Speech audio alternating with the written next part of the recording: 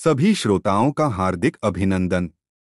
लीजिए सुनिए राजा शिवप्रसाद सितारे हिंद द्वारा रचित कहानी राजा भोज का सपना। वह कौन सा मनुष्य है जिसने महाप्रतापी राजा भोज महाराज का नाम न सुना हो।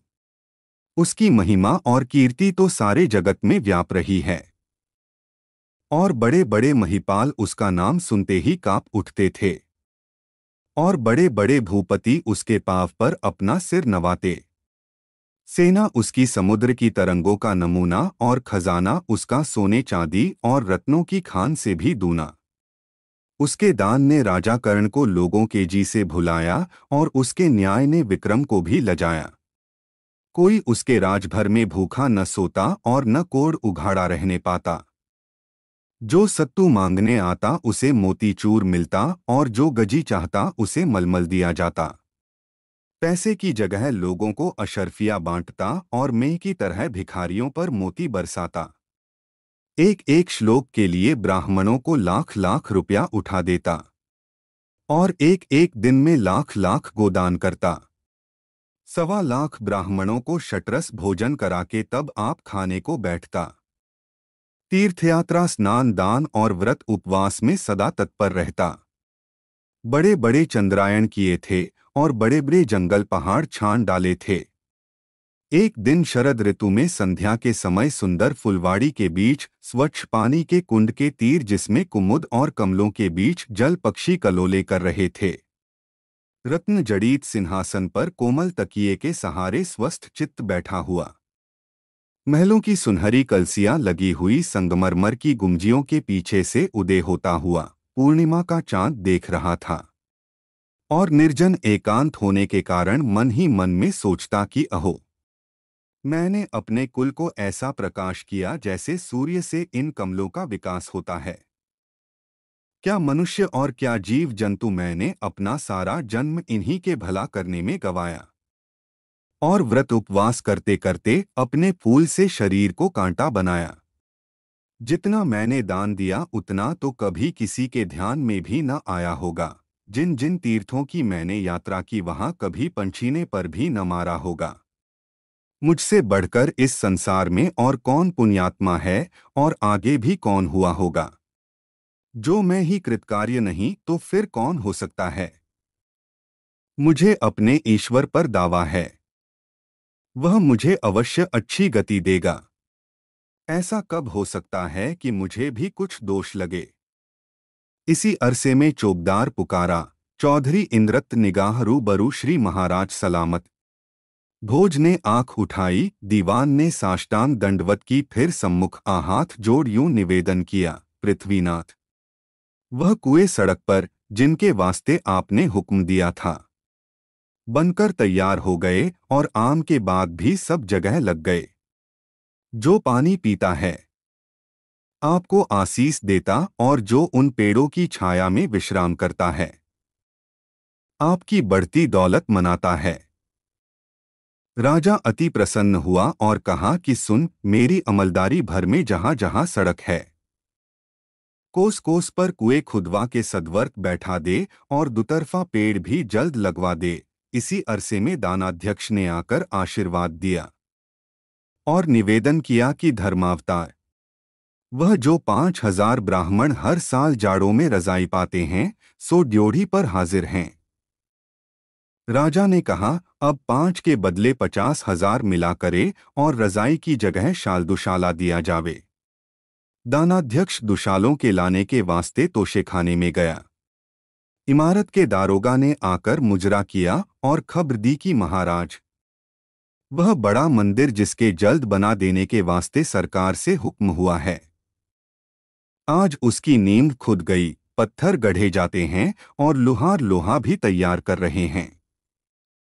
महाराज ने त्योरिया बदलकर उस दारोगा को खूब घुड़का और कहा कि मूर्ख, वहां पत्थर और लोहे का क्या काम है। बिल्कुल मंदिर संगमरमर और संगमूसा से बनाया जावे और लोहे बदल उसमें सब जगह सोना काम में आवे, जिसमें भगवान भी उसे देखकर प्रसन्न हो जावे। मेरा नाम इस संसार में अतुल कीर्ति पावे। यह सुनकर सारा दरबार पुकार उठा कि धन्य महाराज, धन्य क्यों न हो। जब ऐसे हो तब तो ऐसे हो, आपने इस कलिकाल को सत्युग बना दिया, मानो धर्म का उद्धार करने को इस जगत में अवतार लिया। आज आपसे बढ़कर और दूसरा कौन ईश्वर का प्यारा है। हमने तो पहले से ही आपको साक्षात धर्मराज विचारा है। व्यास जी ने कथा आरंभ की, भजन कीर्तन होने लगा। चांद सिर पर चढ़ाया। घड़ियाली ने निवेदन किया कि महाराज रात आधी के निकट पहुंची। राजा की आंखों में नींद छा रही थी।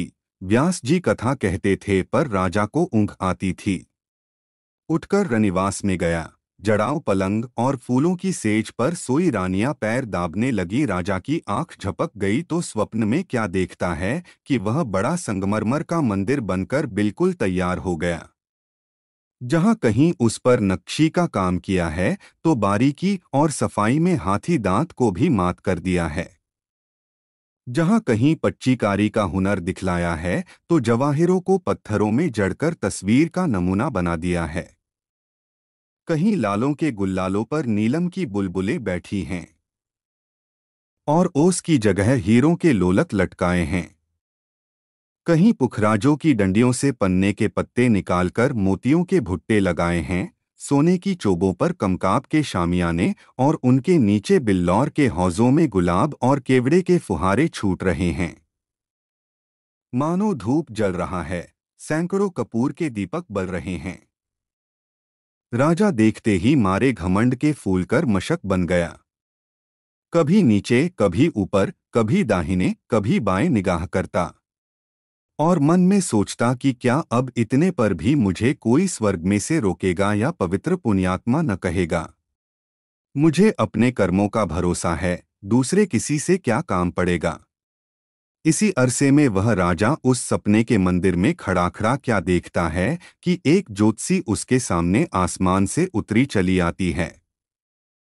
उसका प्रकाश तो हजारों सूर्यों से भी अधिक है, परंतु जैसे सूरज को बादल घेर लेता है। इस प्रकार उसने मुंह पर घूंघट डाल लिया है, नहीं तो राजा की आंखें कब उस पर ठहर सकती थीं। वरन इस घूंघट पर भी मारे चकाचौंध के झपकी चली जाती थीं।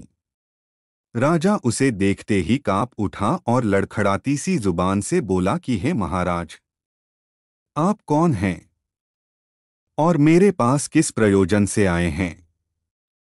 उस देव पुरुष ने बादल की गरज के समान गंभीर उत्तर दिया कि मैं सत्य हूँ, मैं अंधों की आंखें खोलता हूँ, मैं उनके आगे से धोखे की पट्टी हटाता हूँ, मैं मृगतृष्णा के भटके हुओं का भ्रम मिटाता हूँ और सपने के भूले हुओं को नींद से जगाता हूँ। हे भोज, यदि कुछ हिम्मत रखता है तो आ, हमारे साथ आ और हमारे तेज के प्रभास से मनुष्यों के मन के मंदिरों का भेद ले। इस समय हम तेरे ही मन को जांच रहे हैं। राजा के जी पर एक अजब दहशत सी छा गई। नीची निगाहें करके गर्दन खुजाने लगा। सत्य बोला, भोज, तू डरता है, तुझे अपने मन का हाल जानने में भी भय लगता है। भोज ने कहा कि नहीं, इस बात से तो नहीं डरता, क्योंकि जिसने अपने तई नहीं जाना उसने फिर क्या जाना सिवाय इसके। मैं तो आप चाहता हूं कि कोई मेरे मन की थाह लेवे और अच्छी तरह से जांचे। मारे व्रत और उपवासों के मैंने अपना फूल सा शरीर कूटा बनाया, ब्राह्मणों को दान दक्षिणा देते देते सारा खजाना खाली कर डाला। कोई तीर्थ बाकी न रखा, कोई नदी या तालाब नहाने से न छोड़ा। ऐसा कोई आदमी नहीं है जिसकी निगाह में मैं पवित्र पुण्यात्मा न ठहरूं। सत्य बोला, ठीक, पर भोज, यह तो बतला कि तू ईश्वर की निगाह में क्या है। क्या हवा में बिना धूप त्रिसरेणु कभी दिखलाई देते हैं? पर सूरज की किरण पड़ते ही कैसे अनगिनत चमकने लग जाते हैं। क्या कपड़े से छाने हुए मैले पानी में किसी को कीड़े मालूम पड़ते हैं, पर जब खुर्दबीन शीशे को लगाकर देखो तो एक एक बूंद में हजारों ही जीव सूझने लग जाते हैं। बस जो तू उस बात के जानने से जिसे अवश्य जानना चाहिए डरता नहीं, तो आ, मेरे साथ आ, मैं तेरी आंखें खोलूंगा। निदान सत्य यह कह के राजा को मंदिर के उस बड़े ऊंचे दरवाजे पर चढ़ा ले गया कि जहां से सारा बाग दिखलाई देता था। और फिर उससे यूं कहने लगा कि भोज, मैं अभी तेरे पाप कर्मों का कुछ भी चर्चा नहीं करता, क्योंकि तूने अपने तई निरा निष्पाप समझ रखा है। पर यह तो बतला कि तूने पुण्यकर्म कौन कौन से किए हैं कि जिनसे सर्वशक्तिमान जगदीश्वर संतुष्ट होगा। राजा यह सुन के अत्यंत प्रसन्न हुआ। यह तो मानो उसके मन की बात थी। पुण्यकर्म के नाम से उसके चित्त को कमल सा खिला दिया। उसे निश्चय था कि पाप तो मैंने चाहे किया हो चाहे न किया हो, पर पुण्य मैंने इतना किया कि भारी से भारी पाप भी उसके पासंग में न ठहरेगा। राजा को वहां उस समय सपने में 3 पेड़ बड़े ऊंचे ऊंचे अपनी आंख के सामने दिखाई दिए। फलों से इतने लदे हुए कि मारे बोझ के उनकी टहनियां धरती तक झुक गई थीं। राजा उन्हें देखते ही हरा हो गया और बोला कि सत्य, यह ईश्वर की भक्ति और जीवों की दया अर्थात ईश्वर और मनुष्य दोनों की प्रीति के पेड़ हैं। देख, फलों के बोझ से धरती पर नए जाते हैं। यह तीनों मेरे ही लगाए हैं। पहले में तो यह सब लाल लाल फल मेरे दान से लगे हैं, और दूसरे में वह पीले मेरे न्यास से, और तीसरे में यह सब सफेद फल मेरे तप का प्रभाव दिखलाते हैं।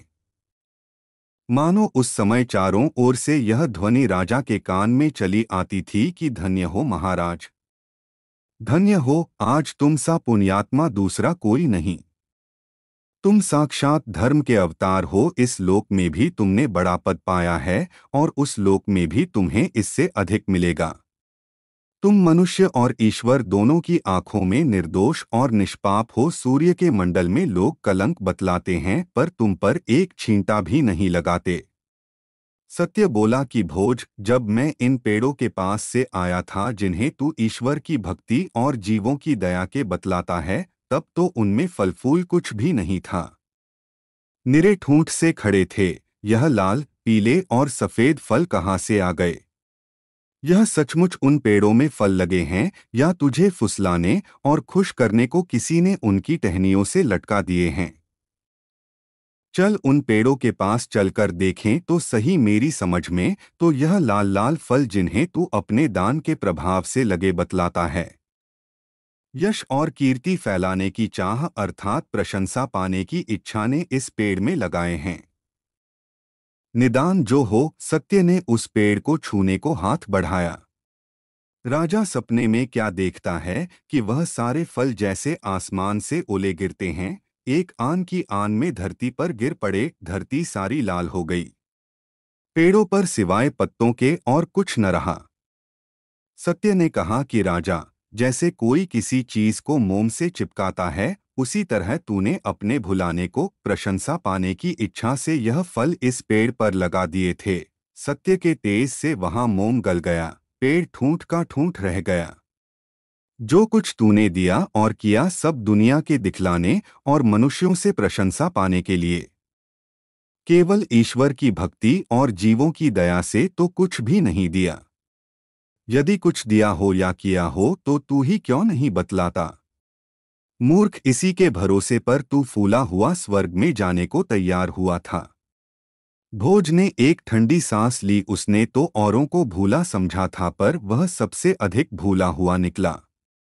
सत्य से उस पेड़ की तरफ हाथ बढ़ाया जो सोने की तरह चमकते पीले पीले फलों से लदा हुआ था। सत्य का हाथ पास पहुंचते ही इसका भी वही हाल हो गया जो पहले का हुआ था। सत्य बोला कि राजा, इस पेड़ में ये फल तूने अपने भुलाने को डोट स्वर्ग को यथार्थ सिद्ध करने की इच्छा से लगा लिए थे। कहने वाले ने ठीक कहा है कि मनुष्य के कर्मों से उसके मन की भावना का विचार करता है और ईश्वर मनुष्य के मन की भावना के अनुसार उसके कर्मों का हिसाब लेता है। तू अच्छी तरह जानता है कि यही न्याय तेरे राज्य की जड़ है। जो न्याय न करे तो फिर वह राज्य तेरे हाथ में क्यों कर रह सके? जिस राज्य में न्याय नहीं वह तो बेनीम का घर है, बुढ़िया के दांतों की तरह हिलता है, अब गिरा तब गिरा। मूर्ख, तू ही क्यों नहीं बतलाता कि यह तेरा न्याय स्वार्थ सिद्ध करने और सांसारिक सुख पाने की इच्छा से है अथवा ईश्वर की भक्ति और जीवों की दया से। भोज की पेशानी पर पसीना हो आया, आंखें नीची कर ली, जवाब कुछ न बन पड़ा। तीसरे पेड़ की पारी आई, सत्य का हाथ लगते ही उसकी भी वही हालत हुई। राजा अत्यंत लज्जित हुआ। सत्य ने कहा कि मूर्ख, यह तेरे तप के फल कदापि नहीं, इनको तो इस पेड़ पर तेरे अहंकार ने लगा रखा था। वह कौन सा व्रत व तीर्थयात्रा है जो तूने निहंकार केवल ईश्वर की भक्ति और जीवों की दया से किया हो? तूने यह तप इसी वास्ते किया कि जिसमें तू अपने तई औरों से अच्छा और बढ़ के विचारे। ऐसे ही तप पर गोबर्गनेश, तू स्वर्ग मिलने की उम्मीद रखता है, पर यह तो बतला कि मंदिर की उन मुंडेरों पर वे जानवर से क्या दिखलाई देते हैं? कैसे सुंदर और प्यारे मालूम होते हैं, पर तो उनके पन्ने के हैं और गर्दन फीरोजे की। दुम में सारे किस्म के जवाहिर जड़ दिए हैं।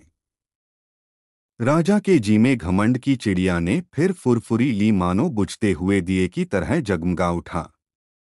जल्दी से जवाब दिया कि हे सत्य, यह जो कुछ तू मंदिर की मुंडेरों पर देखता है मेरे संध्यावंदन का प्रभाव है।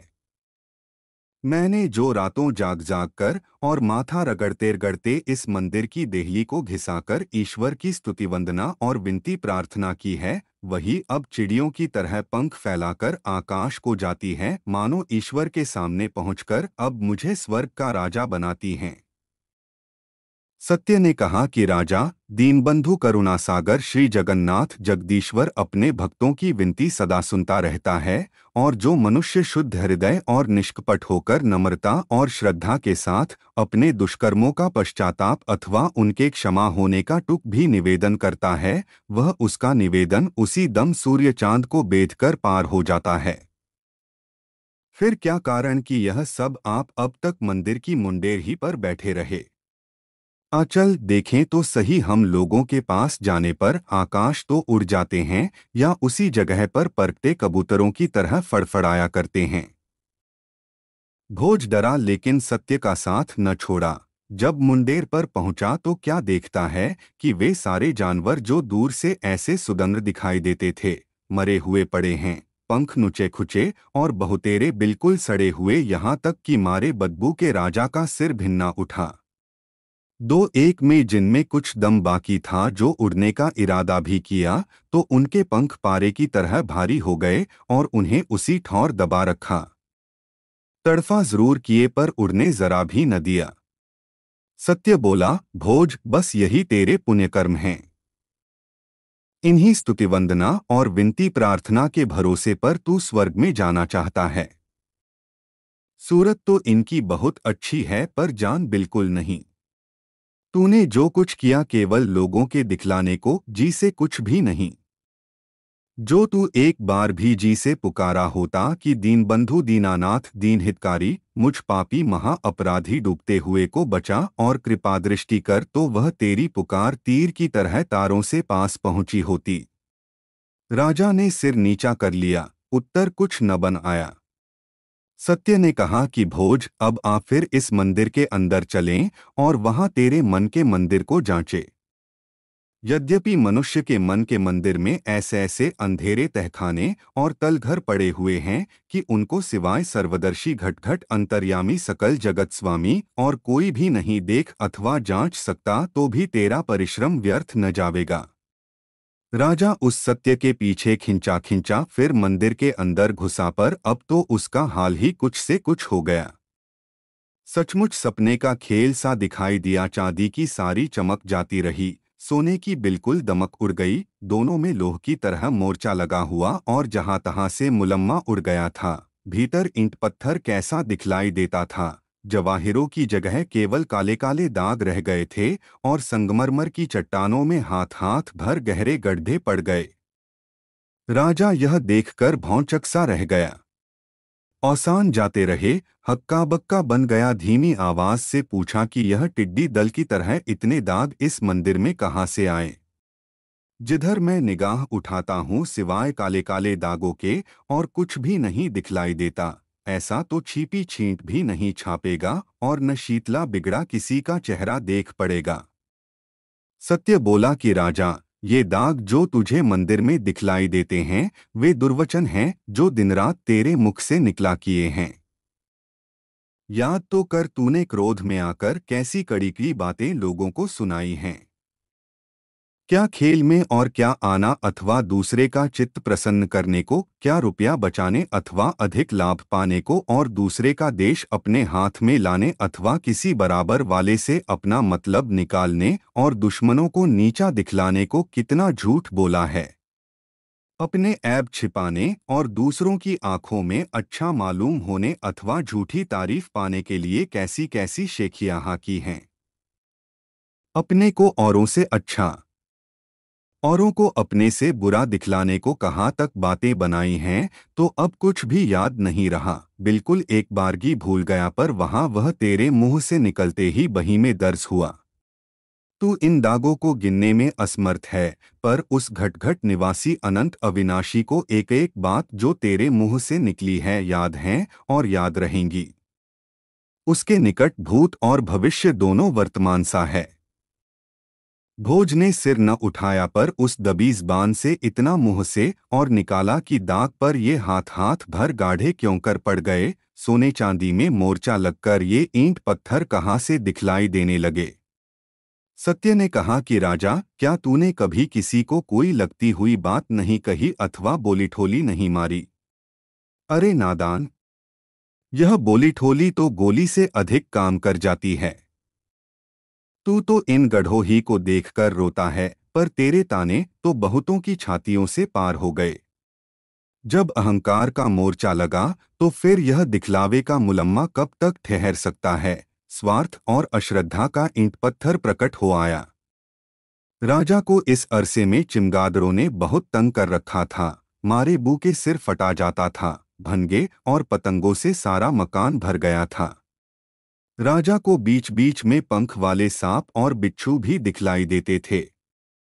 राजा घबराकर चिल्ला उठा कि यह मैं किस आफत में पड़ा। इन कमबख्तों को यहाँ किसने आने दिया? सत्य बोला, राजा, सिवाय तेरे इनको यहाँ कौन आने देगा? तू ही तो इन सबको लाया है। यह सब तेरे काम की बुरी वासना है। तूने समझा था कि जैसे समुद्र में लहरें उठा और मिटा करती हैं, उसी तरह मनुष्य के मन में भी संकल्प की मौज उठकर मिट जाती है। पर रे मूढ़, याद रख कि आदमी के चित्त में ऐसा सोच विचार कोई नहीं आता तो जगतकर्ता प्राणदाता परमेश्वर के सामने प्रत्यक्ष नहीं हो जाता।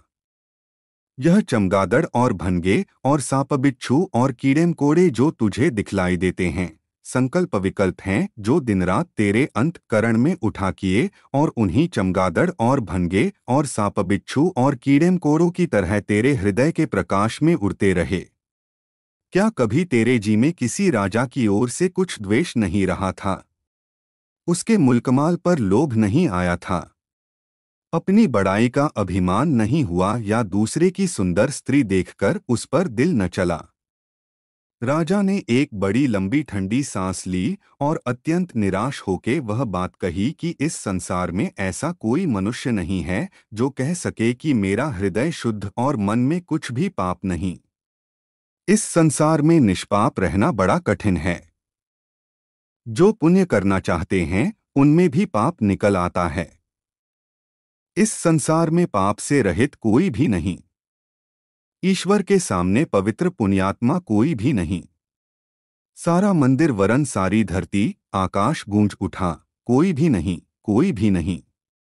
सत्य ने जो आंख उठाकर उस मंदिर की एक दीवार की तरफ देखा तो वह उसी संगमरमर से आईना बन गया।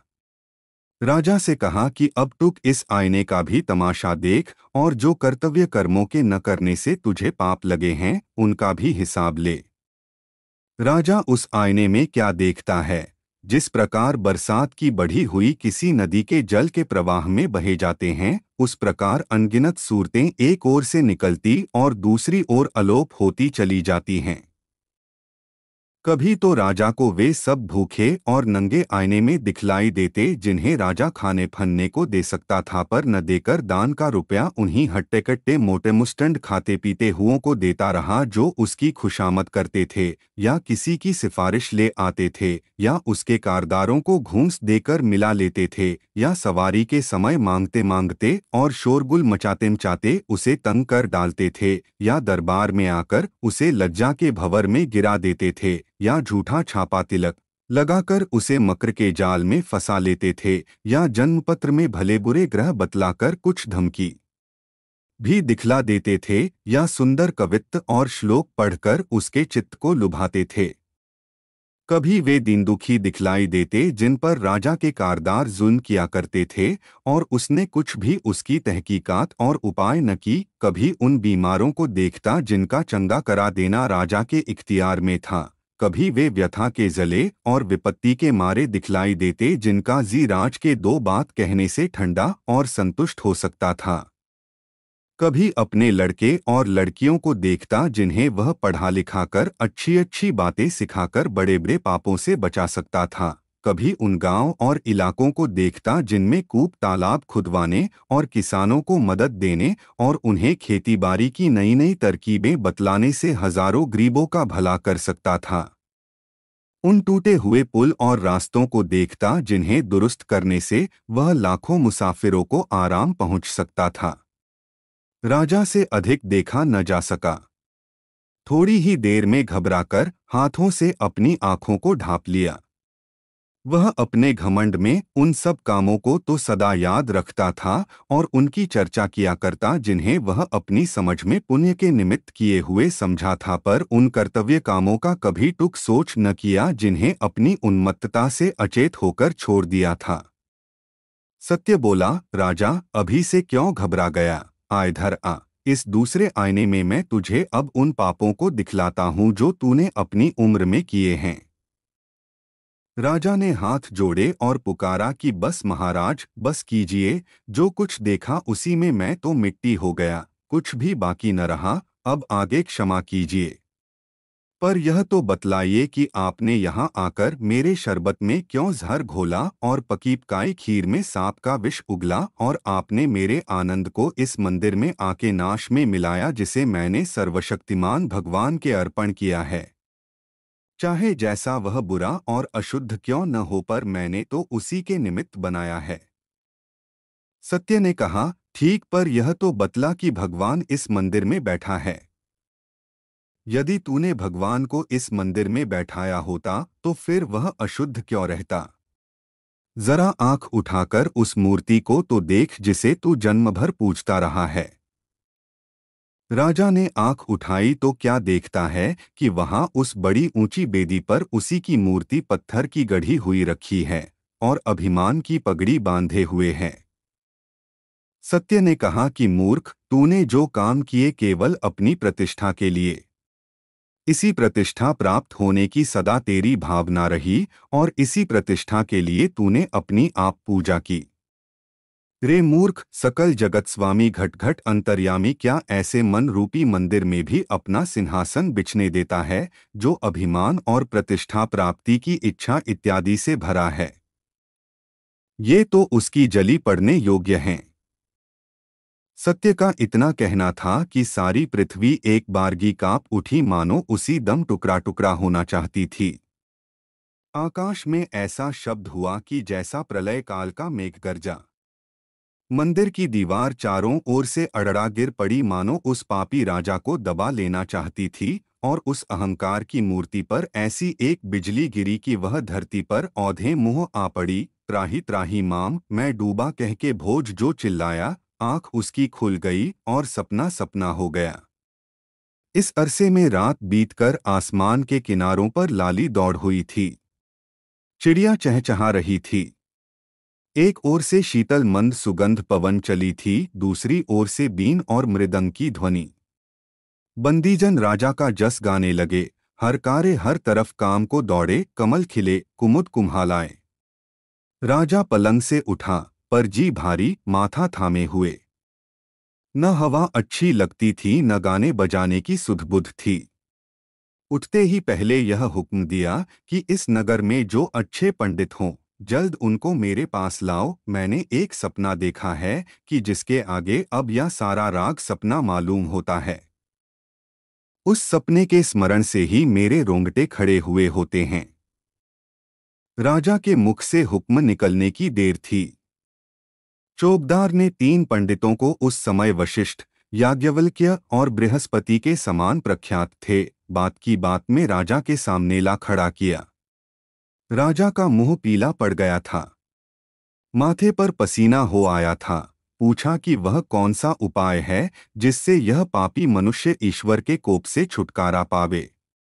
उनमें से एक बड़े बूढ़े पंडित ने आशीर्वाद देकर निवेदन किया कि धर्मराज धर्मावतार, यह भय तो आपके शत्रुओं को होना चाहिए। आपसे पवित्र पुण्यात्मा के जी में ऐसा संदेह क्यों उत्पन्न हुआ?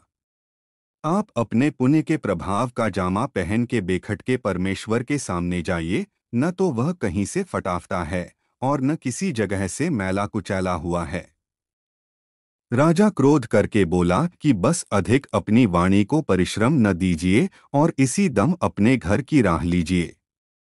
क्या आप फिर उस पर्दे को डालना चाहते हैं जो सत्य ने मेरे सामने से हटाया, और बुद्धि की आंखों को बंद करना चाहते हैं जिन्हें सत्य ने खोला? उस पवित्र परमात्मा के सामने अन्याय कभी नहीं ठहर सकता। मेरे पुण्य का जामा उसके आगे निरा चीथड़ा है। यदि वह मेरे कामों पर निगाह करेगा तो नाश हो जाऊंगा, मेरा कहीं पता भी न लगेगा। इसी में दूसरा पंडित बोल उठा कि महाराज, परब्रह्म परमात्मा जो आनंद स्वरूप है, उसकी दया के सागर का कब किसी ने वारापार पाया है? वह क्या हमारे इन छोटे छोटे कामों पर निगाह किया करता है? एक कृपादृष्टि से सारा बेड़ा पार लगा देता है। राजा ने आंखें दिखला के कहा कि महाराज, आप भी अपने घर को सिधारिए। आपने ईश्वर को ऐसा अन्याय ठहरा दिया कि वह किसी पापी को सजा नहीं देता है। सब धान 22 पसेरी तोलता है, मानो हर भोंगपुर का राज करता है। इसी संसार में क्यों नहीं देख लेते, जो आम बोता है वह आम खाता है, और जो बबूल लगाता है वह कांटे चुनता है। तो क्या उस लोक में जो जैसा करेगा, सर्वदर्शी घटघट अंतर्यामी से उसका बदला वैसा ही न पावेगा? सारी सृष्टि पुकारे कहती है, और हमारा अंतःकरण भी इस बात पर गवाही देता है कि ईश्वर अन्याय नहीं करेगा। जो जैसा करेगा वैसा ही उससे उसका बदला पावेगा। अब तीसरा पंडित आगे बढ़ा, यूं ज़बान खोली कि महाराजाधिराज, परमेश्वर के यहाँ से हम लोगों को वैसा ही बदला मिलेगा कि जैसा हम लोग काम करते हैं, इसमें कुछ भी संदेह नहीं। आप यथार्थ फरमाते हैं, परमेश्वर अन्याय कभी नहीं करेगा, पर यह इतने प्रायश्चित्त और होम और यज्ञ और जप तप तीर्थयात्रा किस लिए बनाए गए हैं? यह इसीलिए हैं कि जिसमें परमेश्वर हम लोगों का अपराध क्षमा करे और वैकुंठ में अपने पास रहने को ठौर देवे। राजा ने कहा, देवताजी, कल तो मैं आपकी सब बात मान सकता था, लेकिन अब तो मुझे इन कामों में भी ऐसा कोई नहीं दिखलाई देता जिसके करने से यह पापी मनुष्य पवित्र पुण्यात्मा हो जावे। वह कौन सा जप तप, तीर्थयात्रा, होमयज्ञ और प्रायश्चित्त है जिसके करने से हृदय शुद्ध हो और अभिमान न आ जावे? आदमी को फुसला लेना तो सहज है, पर उस घटघट के अंतर्यामी को कोई क्यों कर फुसलावे? जब मनुष्य का मन ही पाप से भरा हुआ है तो फिर उससे पुण्यकर्म कोई कहाँ बन आवे? पहल आप उस स्वप्न को सुनिए जो रात को देखा है, तब फिर पीछे वह उपाय बतलाइए जिससे पापी मनुष्य ईश्वर के कोप से छुटकारा पाता है। निदान राजा ने जो कुछ रात को स्वप्न में देखा था सब ज्यों का ज्यों उस पंडित को कह सुनाया। पंडित जी तो सुनते ही आवाक हो गए, सिर झुका लिया। राजा ने निराश होकर चाहा कि तुशानल में जल मरे, पर एक परदेसी आदमी सा जो उन पंडितों के साथ बिना बुलाए घुस आया था, सोचता विचारता उठ खड़ा हुआ और धीरे से यूं निवेदन किया कि महाराज, हम लोगों का कर्ता ऐसा दीनबंधु कृपा सिंधु है कि अपने मिलने की राह पाने की सच्चे जी से मदद मांगिए। हे पाठकजनों, क्या तुम भी भोज की तरह ढूंढते हो और भगवान से उसके मिलने की प्रार्थना करते हो? भगवान तुम्हें शीघ्र ऐसी बुद्धि दे और अपनी राह पर चलावे, यही हमारा अंतःकरण से आशीर्वाद है। जिन ढूंढा तिन पाया, गहरे पानी पैठ।